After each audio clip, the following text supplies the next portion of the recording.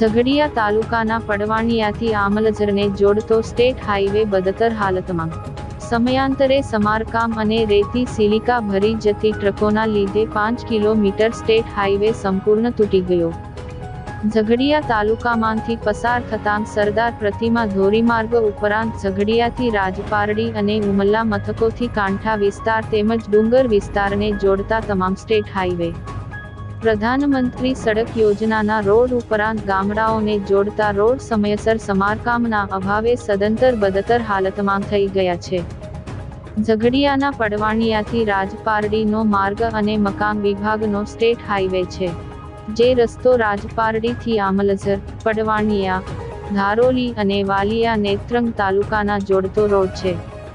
આ રોડનો ઉપયોગ સ્થાનિક 15મી-20 પંચાયતોના આશરે 40મી-60 ગામડાઓના લોકો અને રાજપારડીથી નેત્રંગ અને વાલિયા સુરત જતા મુસાફરો ઉપયોગ કરે છે.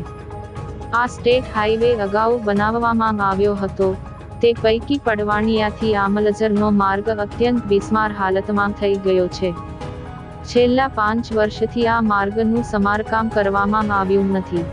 ચાલુ વર્ષે પણ વરસાદ સતત પડતા આ 5 કિલોમીટરનો સ્ટેટ હાઈવે સંપૂર્ણ તૂટી ગયેલ છે.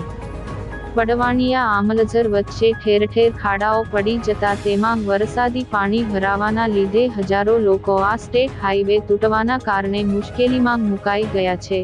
આ સ્ટેટ હાઈવેને સારસા ડુંગરથી માલજીપુરા, ગુંડેચા, આમોદ, આમલઝર, ખોડા આંબા અને પડવાણિયા સુધી 6 થી 7 કિલોમીટર સુધી વધારે તૂટી ગયેલ છે, જેથી તેને તાત્કાલિક ધોરણે નવો રોડ બનાવવો જરૂરી બન્યો છે.